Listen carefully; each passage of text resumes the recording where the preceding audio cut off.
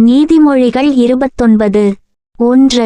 அடிக்கடி கடிந்து கொள்ளப்பட்டும் தன் பிடரியை கடினப்படுத்துகிறவன் சகாயமின்றிச் சடிதியில் நாசமடைவான். பிடிவாதக்காரனாக, அதாவது கடினப்பட்டு மனந்திரும்பவோ அல்லது மீண்டும் மீண்டும் திருத்தப்படவோ மறுக்கும் ஒரு மனிதன் திடீரென மரணத்தில் அழைக்கப்படுவான். இனி எந்த பரிகாரமும் கிடைக்காது. 2. நீதிமான்கள் பெருகினால் ஜனங்கள் மகிழுவார்கள், துன்மார்க்கர் ஆளும்போதோ ஜனங்கள் தவிப்பார்கள். நீதிமான்கள் ஆட்சி செய்யும் போது ஒரு அரசாங்கம் என்று அர்த்தம்.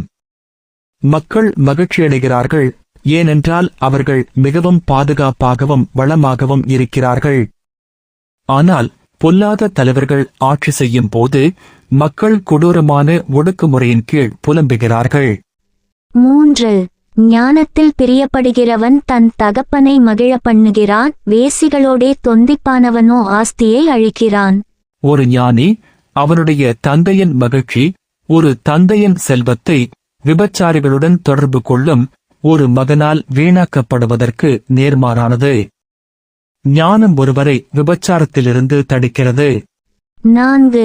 நியாயத்தினால் ராஜா தேசத்தை நிலைநிறுத்துகிறான், பரிதான பிரியனோ அதை கவிழ்க்கிறான். நீதி ஒரு தேசத்திற்கு ஸ்திரத்தன்மையையும் மகிழ்ச்சியையும் தருகிறது. அதே சமயம் ஒரு பேராசை கொண்ட தலைவர் தேசத்தின் வீழ்ச்சிக்கு பங்களிக்கிறார். லஞ்சம் வாங்குவதற்கு பேராசை கொண்ட ஒருவர் உண்மையில் காணிக்கைகள் அல்லது நன்கொடைகளை வழங்குபவர். லஞ்சம் என்பதற்கான எபிரேய வார்த்தை பொதுவாக பரிசுத்த காணிக்கைகளை குறிக்கிறது. இங்கே அது வரிகளை குறிக்கலாம். ரெகொபெயாம் இந்த பழமொழியின் உண்மையை விளக்கினார். 1 இராஜாக்கள் 12:1-19. இதை அவர் தனது தந்தை சாலமோனிடமிருந்து கேட்டிருக்கலாம். 5. பிறனை முகஸ்துதி செய்கிறவன் அவன் கால்களுக்கு வலையை விரிக்கிறான். முகஸ்துதி என்பது மென்மையாக்குகிறது, கவர்ச்சிகரமானது என்று மொழிபெயர்க்கப்பட்டுள்ளது. 29:5 உள்ள இந்த முகஸ்துதி என்பது தீங்கு விளைவிக்கும் நோக்கத்திற்காக ஏமாற்றும் மென்மையான பேச்சு. இருப்பினும் முகஸ்துதி செய்பவர் அதற்காக துன்பப்படுகிறார். அவர் மற்றவர்களுக்கு வைத்த வலையில் சிக்கிக் கொள்கிறார். 6. துஷ்டனுடைய துரோகத்திலே கண்ணியிருக்கிறது, நீதிமானோ பாடி மகிழ்கிறான். ஒரு தீயவன் தான் உருவாக்கிய வலையில் சிக்கிக் கொள்கிறான். அதே நேரத்தில் நீதிமான்கள் மகிழ்ச்சியான கவலையற்ற வாழ்க்கையை வாழ்கிறார்கள். தங்கள் செயல்கள் தங்கள் மீது சூழச்சி ஆகக்கூடும் என்று அவர்கள் கவலைப்படத் தேவையில்லை. 7. நீதிமான் ஏழைகளின் நியாயத்தை கவனித்தருகிறான், துன்மார்க்கனோ அதை அறிய விரும்பான். ஏழைகளுக்கு ஒடுக்குமுறை நீட்டிக்கப்படுவதை விட நீதிமான்கள் நீதியைக் காண விரும்புகிறார்கள். ஆனால் துன்மார்க்கர்கள் ஏழைகள் நியாயமாக நடத்தப்படுகிறார்களா இல்லையா என்பதைப் பற்றி கவலைப்படுவதில்லை. தேவனுடனான ஒருவரின் உறவு ஏழைகள் மீதான அவரது அணுகுமுறையில் வெளிப்படுகிறது. 8. பரியாசக்காரர் பட்டணத்தில் தீக்கொளுத்தி விடுகிறார்கள், ஞானிகளோ குரோதத்தை விலக்குகிறார்கள். வசனங்கள் 8-11 கோபக்கார முட்டாள்களையும் நேர்மையான ஞானமுள்ளவர்களையும் வேறுபடுத்திக் காட்டுகின்றன. கேலி செய்பவர்கள் ஒழுக்க கட்டுப்பாடுகளை பார்த்து சிரிக்கிறார்கள், மேலும் பிரச்சனையை தூண்டுகிறார்கள். கேலி செய்பவர்கள் விஷயங்களை ஒரு குழப்பத்தில் வைத்திருக்கிறார்கள். இந்த பிரச்சனை செய்பவர்கள் மற்றவர்களை கோபப்படுத்தி கிளர்ச்சியை தூண்டுகிறார்கள். இருப்பினும் ஞானிகள் கோபத்தையும் அதன் கலகத்தனமான விளைவுகளையும் தவிர்ப்பதன் மூலம் ஒரு நகரத்தை அமைதிப்படுத்த உதவுகிறார்கள். 9. ஞானி மூடனுடன் வழக்காடுகையில் சினந்தாலும் சிரித்தாலும் அமைதியில்லை. நீதிமான் என்ற வார்த்தை வசனங்கள் 6 மற்றும் 7 இணைக்கிறது. இங்கே ஞானி வசனங்கள் 8 மற்றும் 9 இணைக்கிறது. ஒரு முட்டாளுடன் நீதிமன்ற வழக்கை வெல்ல முயற்சிப்பது தவிர்க்கப்பட வேண்டும். ஏனெனில் அவர் தர்க்கத்தை விட தனது உணர்ச்சிகளை பின்பற்றுகிறார். ஏனெனில் அவர் தனது கோபமான ஆவேசமான பேச்சுடன் விஷயங்களை குழப்பத்தில் வைத்திருக்கிறார். 10. இரத்தப்பிரியர் உத்தமனை பகைக்கிறார்கள், செம்மையானவர்களோ அவனுடைய பிராணனை காப்பாற்றுகிறார்கள். நேர்மையானவர்களை முட்டாள்கள் வெறுக்கிறார்கள். அவர்கள் நேர்மையானவர்களை கொல்லப்படுவதை விரும்புவார்கள். அதனால் அவர்கள் நீதிமன்றத்தில் துன்மார்க்கருக்கு எதிராக சாட்சியமளிக்க முடியாது. நேர்மை பெரும்பாலும் குற்றமற்றது என்று மொழிபெயர்க்கப்படுகிறது. 11 மூடன் தன் உள்ளத்தையெல்லாம் வெளிப்படுத்துகிறான், ஞானியோ அதை பின்னுக்கு அடக்கி வைக்கிறான். ஒரு முட்டாள் கோபத்திற்கு உடனடியாக அடிபணிகிறான், ஆனால் ஒரு ஞானி சுயக்கட்டுப்பாட்டை கடைபிடிக்கிறான். தன்னை கட்டுக்குள் வைத்திருப்பது என்பது புயலை அடக்குவது போல அதை அமைதிப்படுத்துகிறது என்பதாகும். இந்த வினைச்சொல் இங்கேயும் சங்கீதம் 65:7, 89:9 இல் மட்டுமே பயன்படுத்தப்படுகிறது. அங்கு அது கடல் அலைகளை அமைதிப்படுத்துவதை குறிக்கிறது. 12 அதிபதியானவன் பொய்களுக்குச் செவி கொடுத்தால் அவன் ஊழியக்காரர் யாவரும் துன்மார்க்கராவார்கள். ஒரு ஆட்சியாளர் பொய்யர்களின் ஆலோசனையை பின்பற்றினால் அவர் தன்னைச் சுற்றியுள்ள மக்களிடையே துன்மார்க்கத்தை ஊக்குவிக்கிறார். ஆனால் அவர் நேர்மைக்கு வெகுமதி அளித்தால் அது ஊக்குவிக்கப்படும், பொய் தண்டிக்கப்படும். 13 தரித்திரனும் கொடுமைக்காரனும் ஒருவரையொருவர் சந்திக்கிறார்கள், அவ்விருவருடைய கண்களுக்கும் கர்த்தர் வெளிச்சம் கொடுக்கிறார். ஏழை மற்றும் ஒடுக்கப்பட்டவர் ஒழுக்க ரீதியாக எதிரெதிர். ஏழை பாதிக்கப்பட்டவர்களுக்கு அவர்களை துன்புறுத்துபவர்களுடன் பொதுவான ஒன்று என்னவென்றால் அவர்கள் இருவருக்கும் கர்த்தரால் பார்வை வழங்கப்பட்டது. ஒவ்வொருவரும் ஒருவரையொருவர் பார்க்க முடியும். 14 ஏழைகளுடைய நியாயத்தை உண்மையாய் விசாரிக்கிற ராஜாவின் சிங்காசனம் என்றும் நிலை பெற்றிருக்கும். தங்களை கவனித்துக் கொள்ள முடியாதவர்களிடம் நியாயமாக நடந்து கொள்வது ஒரு நல்ல ராஜாவின் அடையாளமாகும். அவருடைய சிம்மாசனம் பாதுகாப்பானது. ஏழைகளை பற்றி அக்கறை கொண்ட ஆட்சியாளர்களை தேவன் ஆசீர்வதிக்கிறார், மேலும் மக்கள் அத்தகைய ஆட்சியாளர்களை பாராட்டுகிறார்கள். 15 பிரம்பும் கடிந்து கொள்ளுதலும் ஞானத்தை கொடுக்கும், தன் இஷ்டத்திற்கு விடப்பட்ட பிள்ளையோ தன் தாய்க்கு வெட்கத்தை உண்டு பண்ணுகிறான். எபிரேய மொழியில் திருத்தத்தின் கோல் என்பது தடி மற்றும் திருத்தம் என்று பொருள்படும்.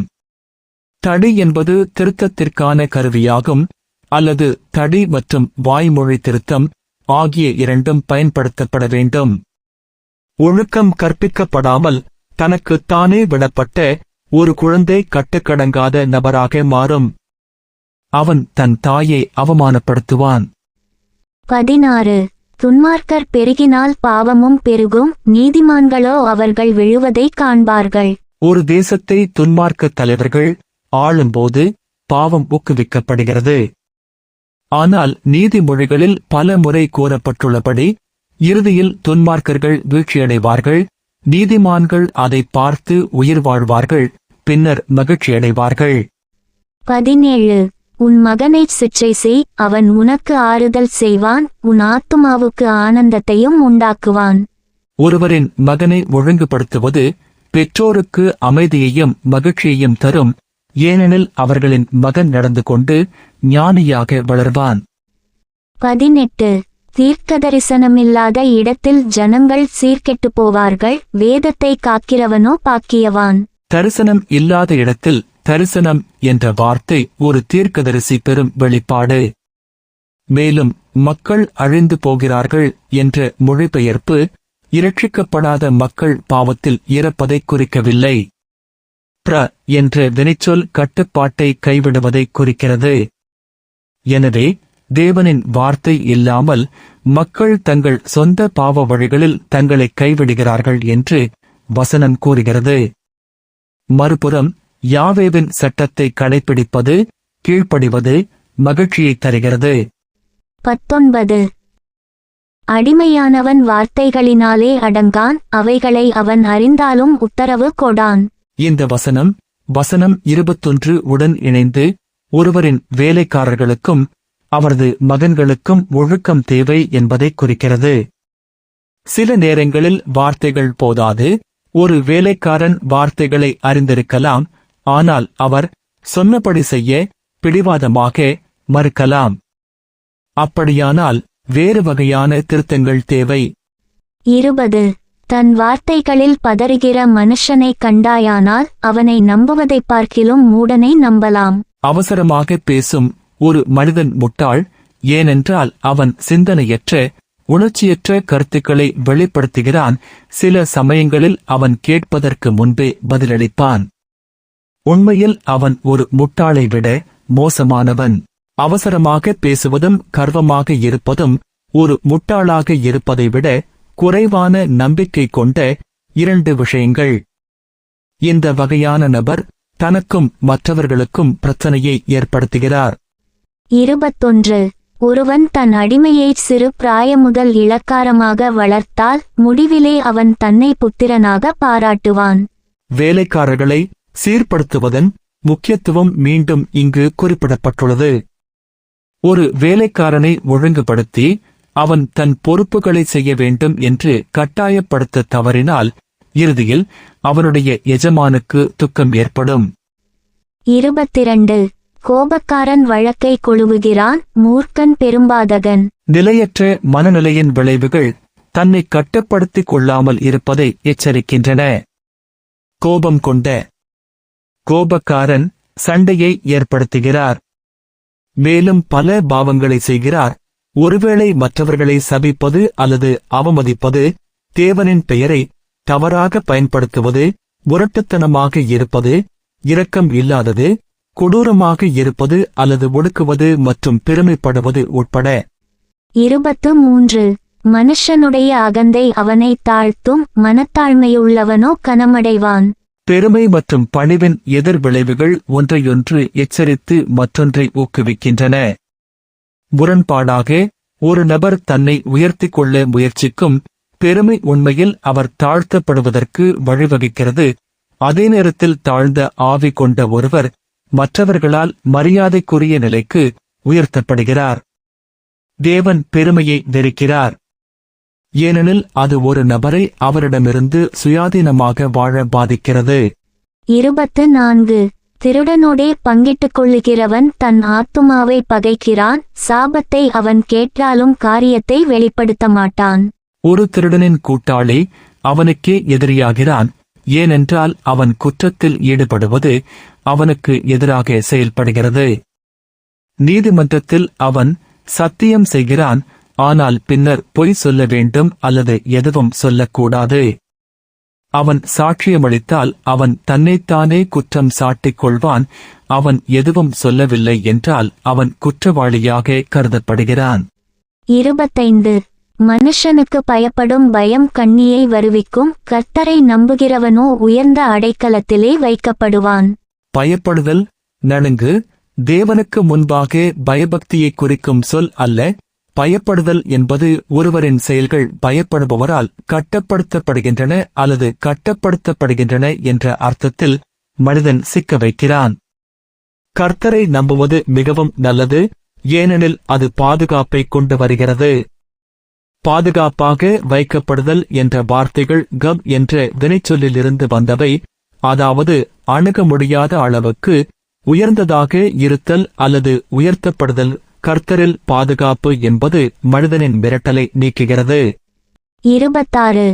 ஆளுகை செய்கிறவனுடைய முகதரிசனத்தை தேடுகிறவர்கள் அநேகர், ஆனாலும் அவனவனுடைய நியாயம் கர்த்தராலே தீரும்.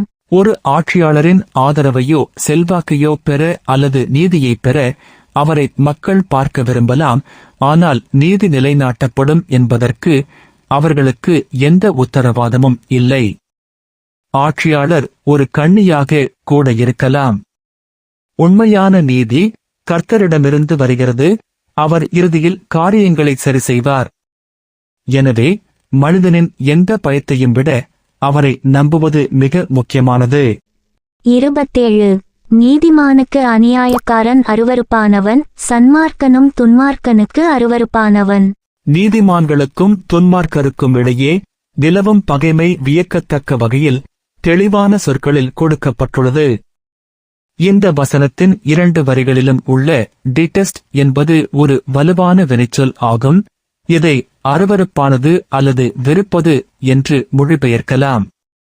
இது விக்கிரகாராதனை மற்றும் குழந்தைகளின் பலி மற்றும் பிற அருவருப்பான மற்றும் அசுத்தமான செயல்கள் குறித்த தேவனின் அணுகுமுறையை பற்றி பயன்படுத்தப்படுகிறது. நீதிமான்கள் நேர்மையின் மீது மிகவும் அக்கறை கொண்டுள்ளனர். தேவனைப் போலவே நேர்மையற்றதை வெறுக்கிறார்கள். துன்மார்க்கருக்கு நேர்மையானவர்களிடம் உள்ள வெறுப்பு அவர்களின் வக்கிரமான மதிப்புகளை வெளிப்படுத்துகிறது. நீதிமொழிகள் அனைத்தும் நிச்சயமாக நீதிமான்களையும் துன்மார்க்கரையும் வேறுபடுத்துகின்றன. இங்கே அவை முற்றிலும் எதிரெதிர்களாக காணப்படுகின்றன.